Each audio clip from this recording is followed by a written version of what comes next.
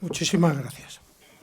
Ahora empezamos un periodo de coloquio que va a durar hasta las 11:30 y que todos pueden participar, todos aquellos que quieran, por supuesto, entregando sus preguntas en un papelito a las azafatas y que les serán hechas a los participantes. La verdad es que veo ya demasiado movimiento. Espero que voy a intentar intervenir lo menos posible y hacer que sea pasada lo antes posible. Pero mientras recibimos las preguntas, a mí me gustaría saber cómo ha incidido, cómo puede incidir la paralización en las subvenciones que ha realizado el Gobierno dentro del plan energético de eficiencia energética que se ha desarrollado y la disminución de los parámetros económicos dentro de ese plan va a afectar. Y otra pregunta que también me gustaría hacer es cómo pueden financiar las comunidades autónomas y las comunidades y los ayuntamientos o entidades locales en esos planes energéticos de las mejoras de los edificios públicos cuando no tienen ninguna partida presupuestaria de inversión. Esto me parece un tema bastante importante, que hablamos de reducciones del 16 y pico % y son incapaces en estos momentos cualquier administración local de poder tener dinero prácticamente para papel o para tonel, para poder sacar cualquier tema. ¿Cómo vamos a alcanzar o poder invertir si no somos capaces de llegar a dar servicios a los ciudadanos en intentar hacer edificios de alto nivel energético y con un poder de emisiones de CO2 nula o prácticamente nulo? Eso es una pregunta. Yo creo que tenemos que dar servicios a los ciudadanos, tenemos que ahorrar lo más posible, pero hay unas limitaciones económicas que habría que contemplar dentro de estos planes. ¿Cómo se observa o cómo se tiene pensado actuar sobre estos campos? Bueno, son cuestiones diferentes. Primera cuestión, la cuestión era cómo incide, digamos, la publicación de un Real Decreto Ley reciente sobre las políticas de ahorro y eficiencia energética. Bueno, en principio,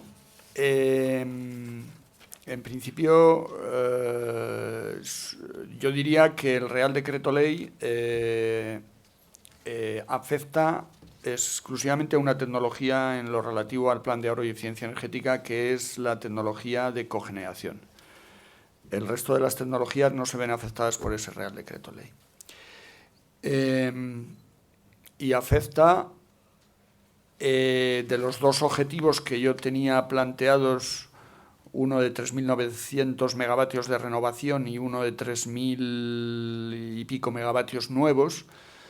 Yo diría que al de renovación sustancial no afecta siempre que se mantenga la misma potencia y que no haya que solicitar preasignación. Es decir, la preasignación para instalaciones de cogeneración hay que solicitarla siempre que se incremente la potencia. Si alguien va a hacer una renovación sustancial o simplemente una mejora de la instalación que tiene y no hay incremento de potencia, no hay preasignación y por tanto no se vería afectado. En cuanto a potencia nueva, sí, y debería, yo diría que el mensaje que se ha lanzado,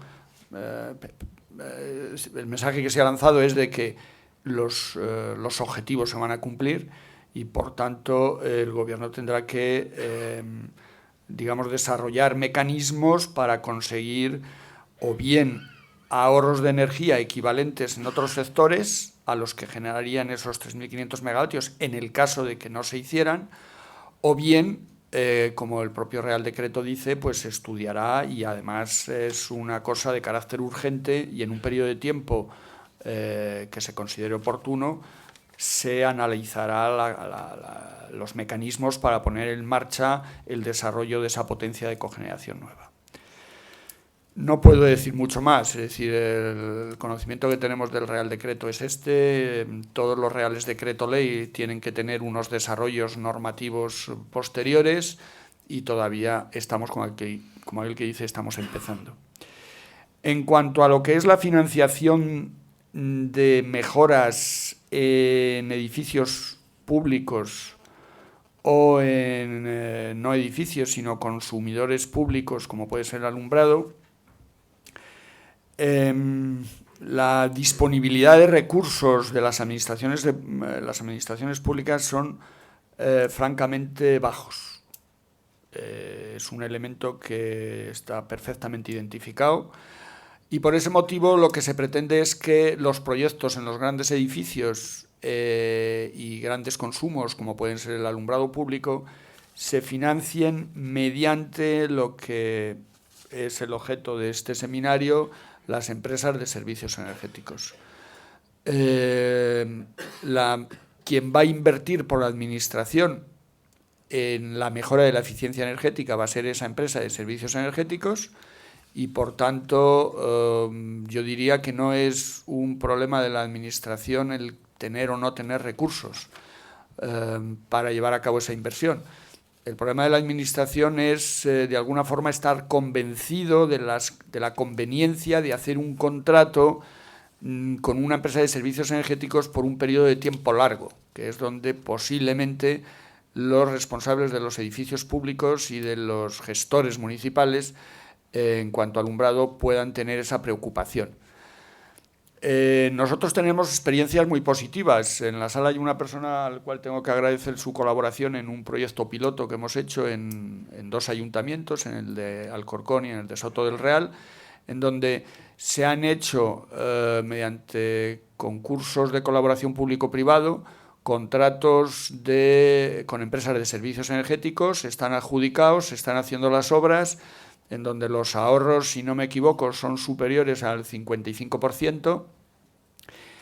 Y bien, va a haber, pues como idea básica, una renovación, yo diría, de todo lo que es los elementos de iluminación del alumbrado, todas las luminarias, y además el compromiso del cumplimiento, que es una cosa muy importante, el cumplimiento de la normativa de seguridad, cosa que muchos edificios, o sea, muchos, también a lo mejor posiblemente edificios, pero muchos ayuntamientos no cumplen, y la empresa de servicios energéticos en estos casos se ha comprometido no solo a ser eficiente y a cumplir el Real Decreto de Eficiencia Energética en alumbrado exterior, sino también a cumplir los reales decretos, digamos, de elementos de seguridad, como puede ser el Reglamento Electrotécnico de Baja Tensión. Por tanto, entendemos que eso es un tema que no es un problema a la financiación por parte de las administraciones públicas, la disponibilidad de recursos, es un problema que sí que de alguna forma le va a caer a las empresas de servicios energéticos, porque es cierto que una empresa de servicios energéticos, como van a ser empresas muy intensivas en capital, pues posiblemente al segundo, tercer, cuarto proyecto la financiación en las entidades financieras la tengan cerrada. Por tanto, habría que acudir a articular líneas de financiación para cubrir estas financiaciones.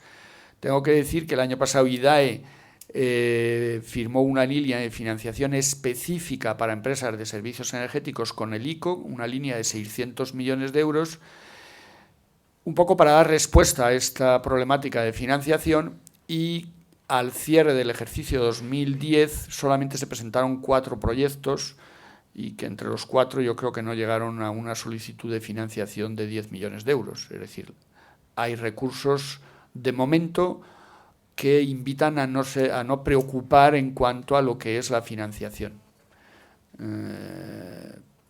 Ya sé que 600 millones, si hay un desarrollo del negocio importante, dan para lo que dan, pero tampoco se pueden articular líneas de financiación millonarias de miles de millones si no hay demanda. Habrá que dinamizar la demanda y habrá que ir articulando líneas de financiación en el momento que esa demanda de financiación se produzca. No sé si con esto he contestado casi todo. Has comentado una cosa de edificios de consumo casi nulo y, bueno, eso es otra directiva que no está traspuesta y que afecta solo a nuevos edificios. No lo metería en el saco, de momento. Yo, si me permites, puedo decir algo sobre la financiación desde el punto de vista europeo.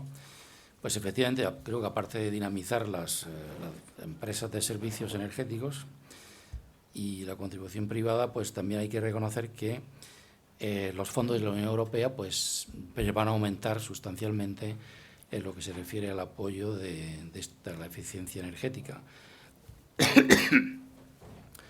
Pues, por ejemplo, la Comisión ha puesto en práctica la nueva política de cohesión 2014-2020 y ahí está previsto que los fondos que se destinen a renovables y la eficiencia energética se van a duplicar en el periodo. Se van a pasar, por ejemplo, de los 9,2 miles de millones de euros que había en el periodo hasta 2013, para el nuevo periodo 2014-2020 van a pasar a 17.000 millones de euros para el nuevo periodo, lo cual quiere decir que efectivamente va a haber mucho más dinero en toda la política de cohesión como objetivo europeo para los renovables y la eficiencia energética.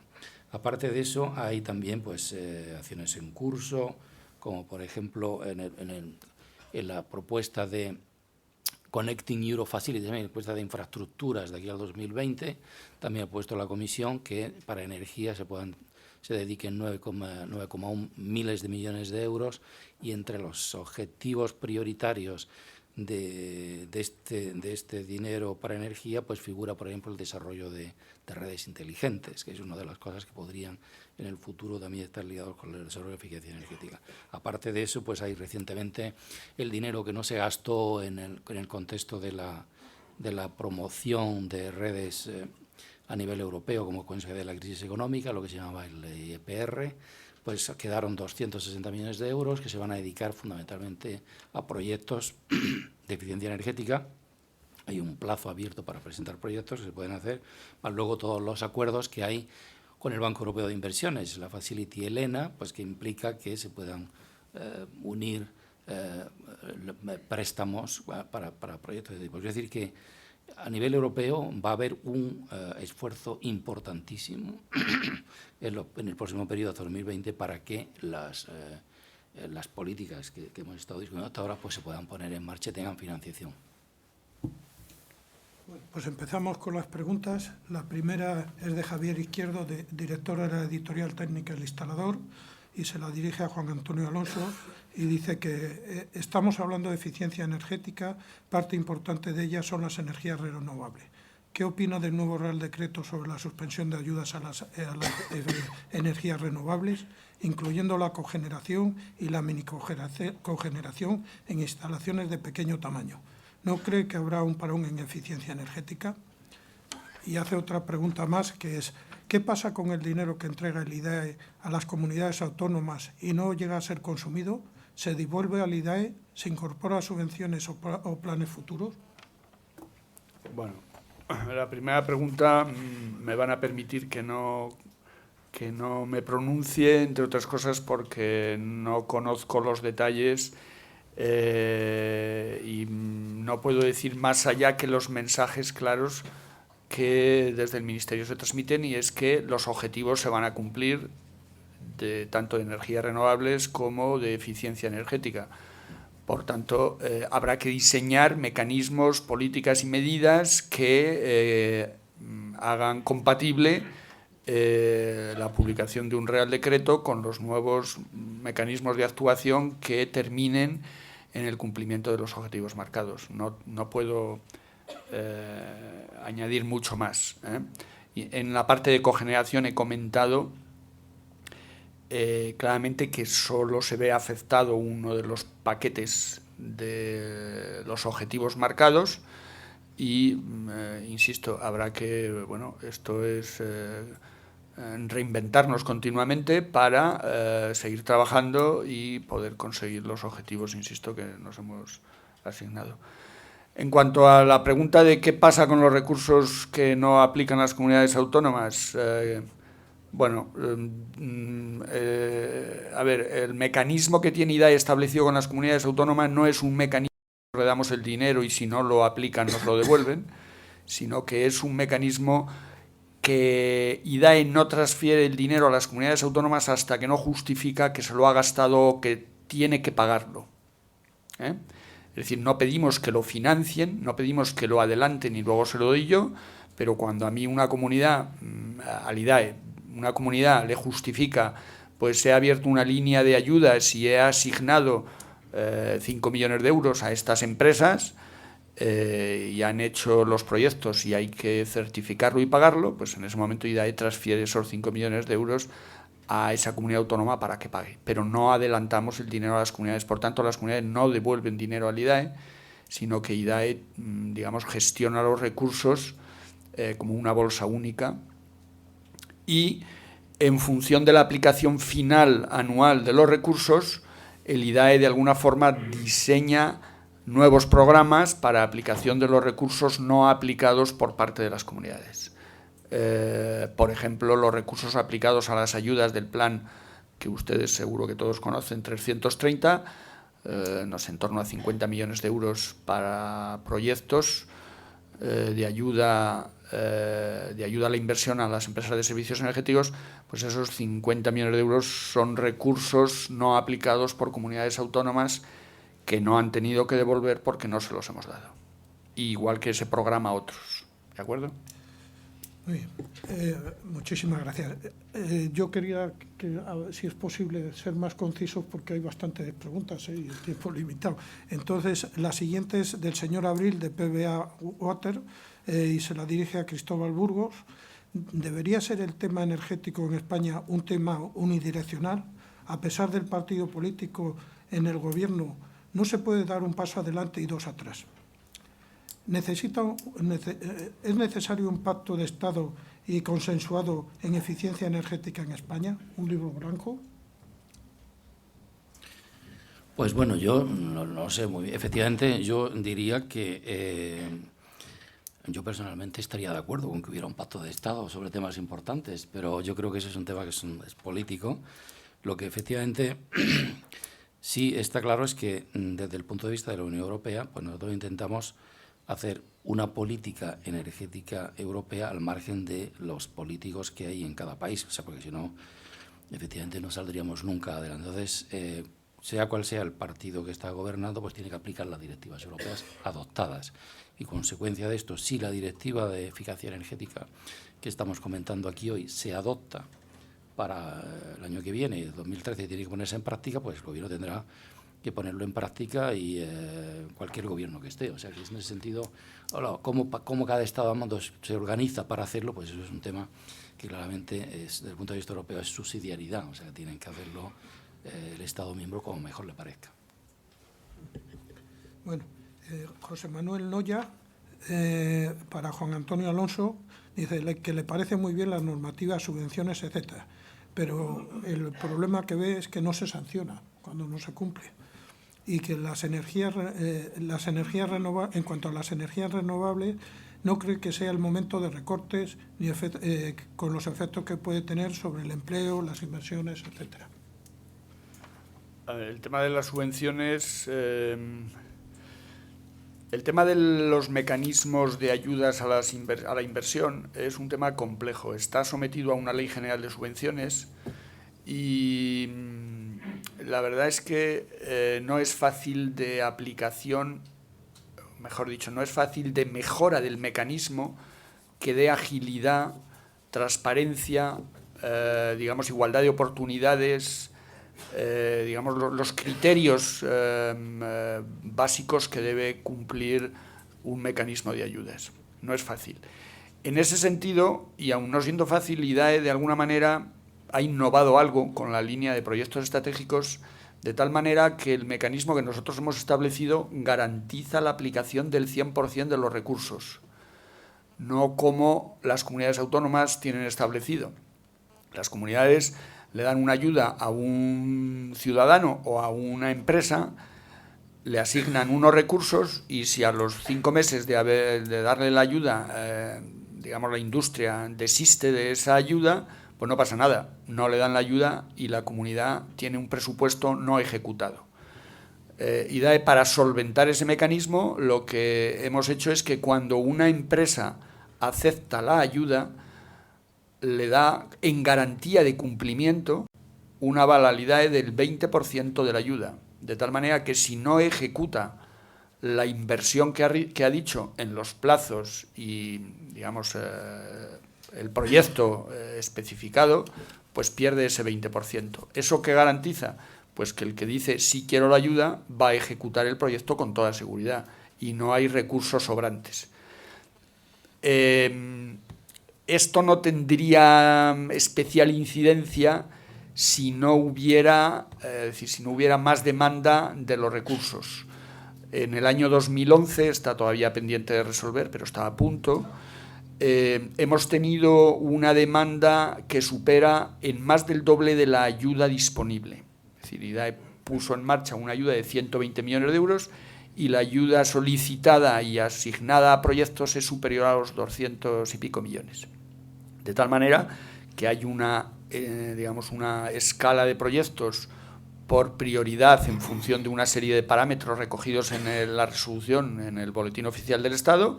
Entonces están los proyectos, digamos, en esta escala y hasta donde llega, de tal manera que si algún proyecto no lo ejecuta antes de poner el aval, salta y pasa a la lista de espera. Y eso nos garantiza que apliquemos el 100% de los recursos. Este es el mecanismo que hay. Bueno, me advierten que no es hasta las 11:30 el debate, sino hasta las 11:10. Tendremos que alargar un poco porque hay 5 preguntas y quedan 5 minutos y entonces pues se queda cerrado el turno de preguntas y vamos a ver si podemos resolver estas 5 cuestiones. Jorge Aladro, consejero técnico en la Unidad de Apoyo de Dirección General de Industria, ambos ponentes. ¿En qué medida la crisis ha podido contribuir al cumplimiento de los objetivos, al menos en el sector industrial? ¿Y en qué medida la reactivación industrial, si se produce, afectará las medidas a adoptar? Bueno, y yo va para los dos, casi por orden alfabético, los dos somos Alonso, pues no sé. Pues primero. Yo creo que la crisis económica y sobre todo al sector industrial ha afectado de forma significativa. De hecho, en la metodología que he explicado del análisis de resultados, vemos que el sector industrial ha tenido un efecto de mayor de desahorro, vamos a decir, ¿eh? Y eso se ha motivado, pues insisto, porque si una instalación no está funcionando en régimen de diseño de lo más estable, y en cuanto a estabilidad de funcionamiento de un proceso industrial, en cuanto a capacidad de producción, pues los consumos se incrementan. Por tanto, si una industria hoy funciona, si estaba un horno, si estaba previsto que funcione 24 horas al día, los 7 días de la semana, resulta que no tengo suficiente demanda y tengo que parar los fines de semana, pues solo la parada y el encendido tiene un consumo de energía que repercute de alguna manera sobre el consumo específico por tonelada producida, y eso es una realidad.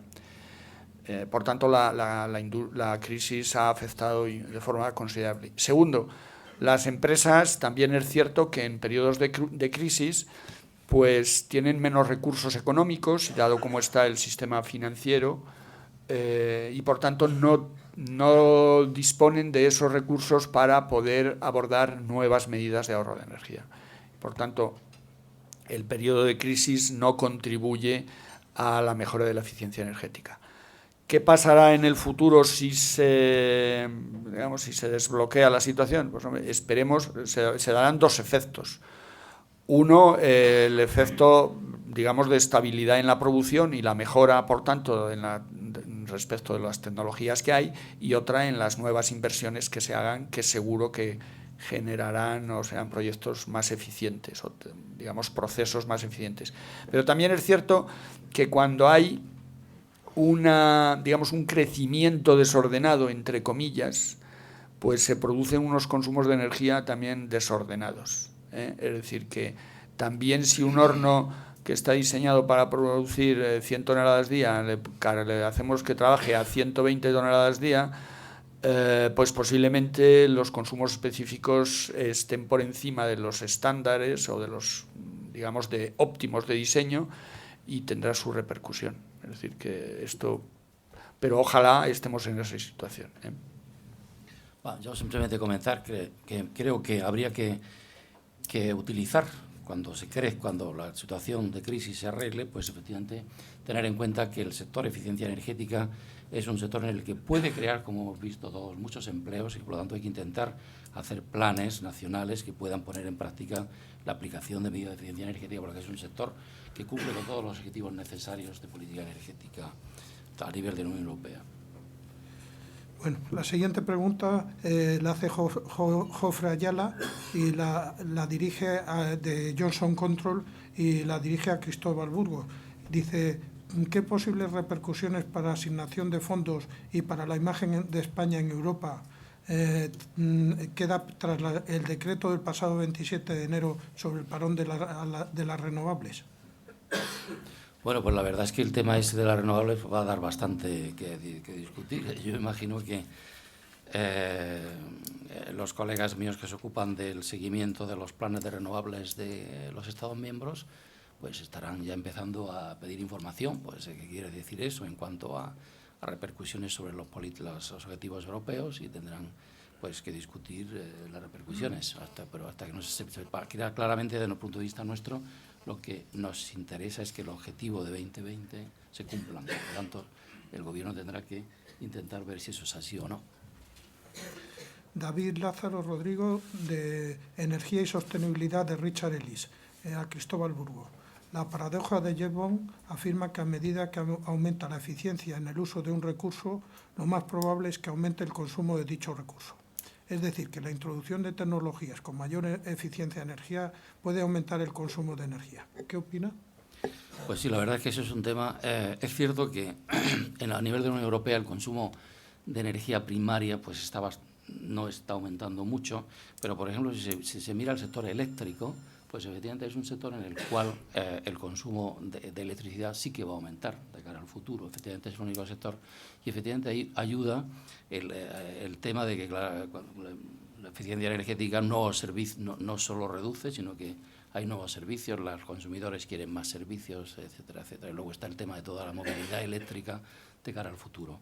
Por lo tanto, efectivamente, el objetivo de eficiencia energética no se tiene que ver automáticamente como un ahorro de energía. O sea, lo que queremos es que se ahorre energía y, evidentemente, hay que intentar que uno de los instrumentos para ahorrar energía sea una mejor eficiencia energética. No quiere decir que es el único.